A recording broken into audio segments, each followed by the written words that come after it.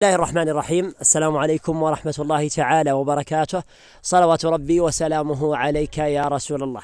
أهلا وسهلا بحضراتكم في حلقة جديدة وفي مقطع جديد سنتحدث من خلاله بإذن الله تعالى عن طريقة شحن راوتر أورنج ومن خلال محفظة أمنية يويلت.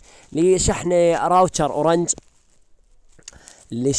أورنج من خلال محفظة أمنية يويلت نقوم بالضغط على إي فواتيركم، ثم بعد ذلك نقوم بالضغط على إشارة الزائد الموجودة في الأسفل، بعد ذلك فاتورة أو الدفع لمرة واحدة وهو الخيار الأول، ثم نبحث عن خيار الاتصالات. هذا هو خيار الاتصالات والذي ظهر إلينا.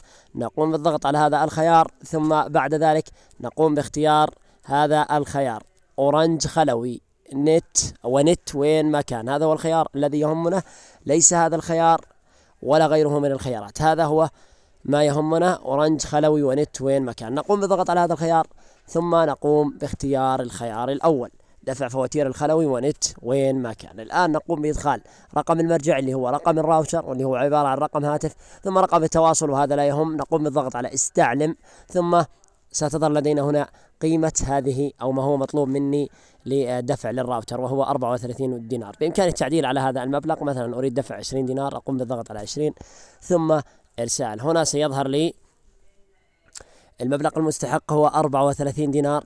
المبلغ اللي سأقوم بدفعه 20 دينار، رسوم المحفظة 0 دينار، وكذلك أيضا رسوم أي فواتيركم 0 دينار. أقوم بالضغط على دفع، ثم يطلب مني رمز التحقق، أو أقوم بإدخال رمز التحقق، ثم طبعا أتأكد من رقم التحقق طبعا، ثم يبدو أني قد نسيت رقم التحقق في هذه المرة.